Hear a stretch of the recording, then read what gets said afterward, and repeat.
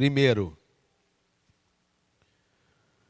eu queria separar isso aqui. Eu já vou até dividir para os irmãos separar o texto para ler. Eu quero que leia o texto hoje. Pastor separa para mim Eclesiastes 12, 13, pastor Vinícius. A Anne separa para mim Hebreus 13, 17.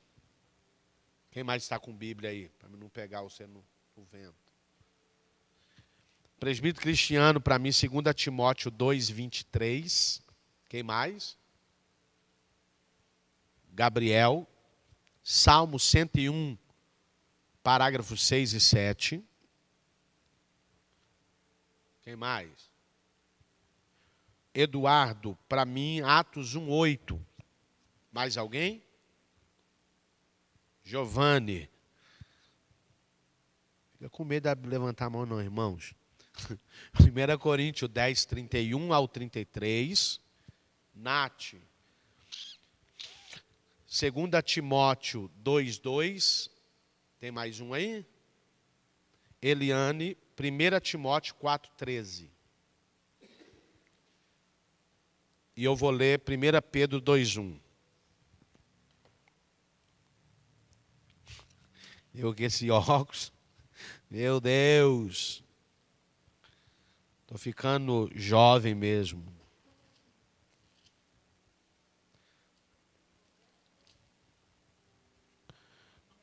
Primeira Timóteo 4, 13.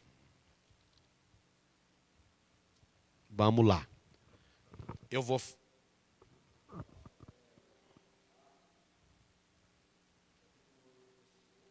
1:8.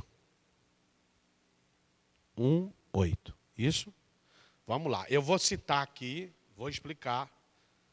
Eu vou citar, vou pedir os irmãos para ler o texto e vou explicar. Primeira característica de um bom obreiro. Primeira característica de um bom obreiro. Ele teme a Deus acima de qualquer coisa. Então, se eu sou um bom obreiro, eu vou fazer porque eu temo a Deus. Não é o pastor, não é o apóstolo, não é o líder jovem, não é a líder do ciclo de oração. Eu vou fazer porque eu temo a Deus. Então, um bom obreiro, ele teme a Deus acima de qualquer coisa. Pode ler para mim Eclesiastes 12, 13.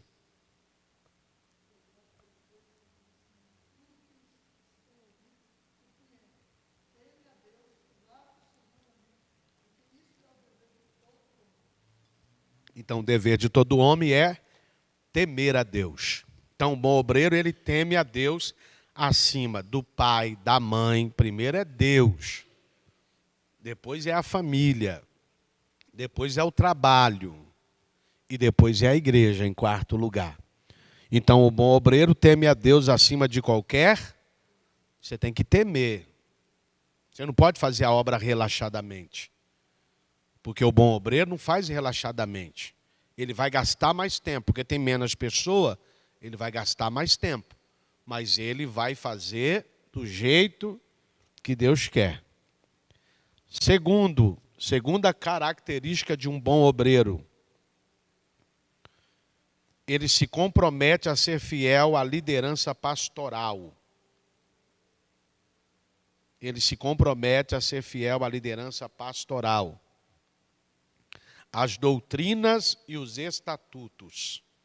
Eu sentei um tempo atrás para ler estatuto, notifiquei o secretário nacional.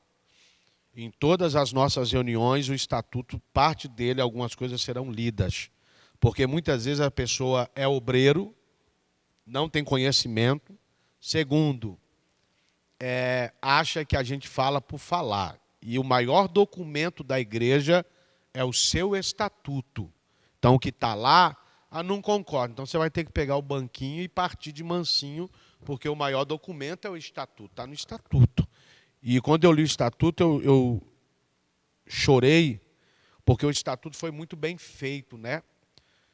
Como a gente sempre zela das coisas do Senhor, muito bem zelado. Quando eu fui ler, eu digo, não. Verdadeiramente, a gente tem zelo pelas coisas. Porque eu poderia estar aqui tudo loucão, mas tudo bem temperado, muito bem moderado, muito bem no cerne, né? Então, o bom obreiro, ele se compromete a ser fiel à liderança. Obreiro que está lá dentro do departamento e não é fiel à liderança, é problema. Segundo, não é fiel à doutrina. Doutrina não é uso e costume. Doutrina é ensinamento da palavra. Tudo aquilo que tem na Bíblia 3 vezes é doutrina. Aquilo que não tem 3 vezes não é doutrina. Não confunda doutrina bíblica com veste, com forma de se vestir. Né? E os estatutos. Hebreus 13, 7. Quem eu pedi para ler, pode ler. Que eu vou até esquecendo de quem eu mandei ler. Hebreus 13, 7. Ninguém?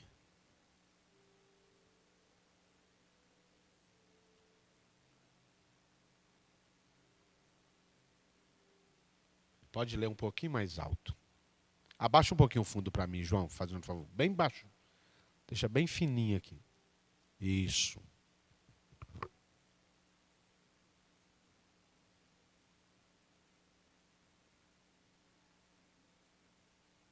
Então, atentai para a vida dos vossos pastores. Né? Então, o bom obreiro, ele compromete a ser fiel à sua liderança, olhando para a forma que o seu pastor vive. A igreja é o que é o seu pastor. Eu falei isso há muitos anos. Só que de uns anos para cá, eu comecei a repensar isso. Por quê? Porque muitas vezes o pastor, ele se entrega, ele faz, ele está envolvido, e o povo não se envolve. Aí você vai falar que a igreja, aí a pessoa não faz. Não, a igreja é, aí você vai culpar o pastor pela igreja que não. Esses dias eu preguei sobre no culto de avivamento e disse. Aí você fala que o culto está frio, você não ora, você não jejuma, você não lê Bíblia, você não separa, e vai falar que a igreja está fria, e você. E eu continuo pegando fogo. Eu continuo debaixo da nuvem de glória. Aí você vai atribuir à igreja aquilo que você não faz. Né? Então, o bom obreiro, ele se compromete a ser fiel à liderança. Né? Como é bom você ser líder e ter apoio dos seus liderados. Não, estou aqui. Olha o que aconteceu. Eu tinha programado uma feijoada, e depois eu corto também. Né? Não, pode deixar lá. Vou ter que ver tudo, né? E aí a feijoada saiu. Só que aí eu falei, não, eu vou fazer, porque eu não estou copiando ninguém, porque depois que sai, você fica assim, eu vou fazer, depois vai falar que eu estou até copiando os outros. Você fica até meio... Só que aí hoje, né, a Josi fez para mim os cartãozinhos lá, pedi ela o socorro, ela fez. A gente vai fazer uma feijoada para entregar dia 16 de julho, e a nossa meta é vender 300 marmitas para acertar algumas pendências da igreja. Não é coisa minha, é coisa da igreja. E aí um irmão que sempre frequenta a igreja, aí, o Paulo, ele me mandou uma mensagem hoje, olha o que Deus faz. Ele disse assim para mim, apóstolo, eu estou indo pouco aí, porque eu estou viajando muito e tal, não sei o quê. Mas o Senhor tem me incomodado para ajudar aí, para fazer uma rifa, uma feijoada e não sei o quê. Eu falei, então, a feijoada nós vamos fazer mês que vem. O que você quiser fazer aí, você está livre para fazer. Né? Porque a pessoa que está fora está vendo a necessidade da igreja. Está vendo, né, as lutas que nós temos tramitado. E olha que não sabe de nada, no sentido de internamente. Né?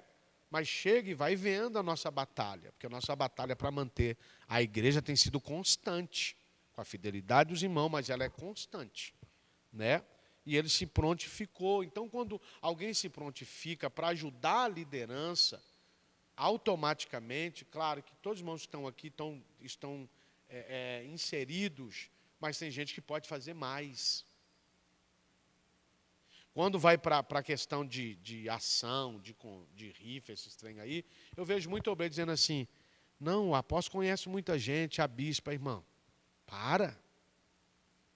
Eu tenho que pular no 8, tem coisa que não é porque eu conheço os outros. Tem coisa que eu corro atrás, é diferente. Você acha que os outros vai... Não. É correr atrás. Está entendendo? Então, tem hora que eu vejo as pessoas dando muita desculpa. Porque conhece, porque faz... Nada disso. Houve momentos que eu precisei de ajuda de pessoas de fora ou de perto e ninguém me estendeu a mão. Então, tem coisa que a gente tem que correr atrás. né? Para quê? A ser fiel à minha liderança. Houve um tempo que eu também escutei muito, meu pai na fé, meu paizão na fé, né? E a gente vai ficando vacinado com algumas coisas. Paizão na fé, eu estou no vento, você não me ajuda a fazer nada, rapaz. Está vendo a igreja cair nos pedaços aí, hein? Tanta coisa para fazer, tanta coisa que a gente quer melhorar na igreja, porque eu não tenho visão de sair daqui. Falei com o proprietário esses dias, ó, não tem visão de sair daqui. A gente está passando um momento difícil, mas não tem visão de sair daqui. A gente acredita que vai virar isso, né? Porque há pouco tempo atrás foi me oferecido uma casa para fazer culto. Pensa, o homem ficou bravo. Só que a gente passa as nossas lutas muitas vezes calado. Porque se a gente chamar, vamos,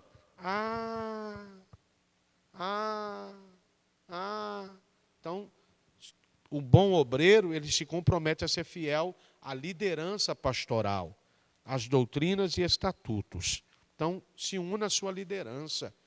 Seja mais participativo. Não, estou esperando o pastor está cheio de coisa na cabeça. Eu sempre digo ao pastor para não atender pessoas depois do culto, porque a nossa adrenalina está lá em cima. Aí a pessoa acaba aproveitando a gente. Posso fazer isso? Claro que pode, meu sangue está lá em cima. Fala comigo se pode fazer na hora que eu estiver normal. Eu vou analisar se pode, se não pode. Por quê? Porque a adrenalina está lá em cima. Então, tipo assim, dentro disso, o que a gente quer? Que você engaje.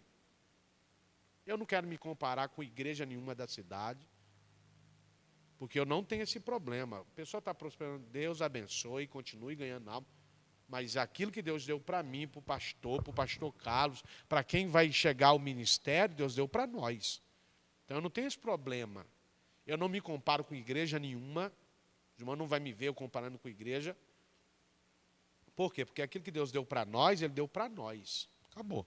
Então, bom obreiro, ele se compromete a ser fiel à liderança pastoral. Né? Você viu o texto aí, para você olhar para a sua liderança. Eu vou usar aqui só uma conjectura. Um exemplo, não é uma conjectura, um exemplo. Se você tivesse mais engajado com o seu pastor, com a sua liderança, de forma geral, claro, tem gente que não engaja porque não quer problema. Estou errado? Ou não? Tem gente que não engaja, deixa o pastor para lá, eu não vou entrar nessa guerra aí não. Vai deixar o cara lá sozinho. Vai deixar o líder do departamento gemer lá sozinho. Porque tem coisa que, não sei para vocês, para mim é desumano. Tem coisa que eu vejo na igreja, eu sou um ex-dançarino, eu falo, lá no mundo tinha isso não, cara. Os caras eram parceiros. Vão tomar cerveja? Tem não, eu compro um engradado. Nós bebe. Na igreja? Fica esperando os outros dar a mão a você e falar, vamos, vai morrer de fome, filho. Né? Salve aqueles que têm vida com Deus, que Deus fala. Ó, tá vendo lá? Entra aqui. Tem gente, e tem coisa que Deus não vai falar, tem coisa que você está vendo. Você precisa engajar. Você precisa se envolver com a sua liderança. Eu ouço, tem hora de gente falando assim, teve uma época a igreja sede, havia irmãs que me procuravam e diziam para mim, eu queria ser homem. Olha a ideia. Por quê, irmã? Porque tem uns homens na igreja que têm a oportunidade de andar do lado do Senhor e não anda. Eu já ouvi isso, irmão, várias vezes. De eu ter que confortar as irmãs e falar, não, cola lá na bispa, rompe lá com ela. A gente queria fazer uns negócios diferentes, uns propósitos, a gente não pode fazer. E aí tem uns varão lá que podia estar com o Senhor e não vai. Aí o que o Senhor responde? Está lá, mas não quer fazer, eu vou amarrar na corda e falar, vem. Não tem como, irmão. O evangelho não é por força. Para herdar o reino de Deus é por força. Agora, o evangelho não é por força. Né? E por isso, muitas vezes, a igreja ela passa por maus momentos tendo bons obreiros. Vocês não são maus obreiros. Vocês são obreiros bons. Só que muitas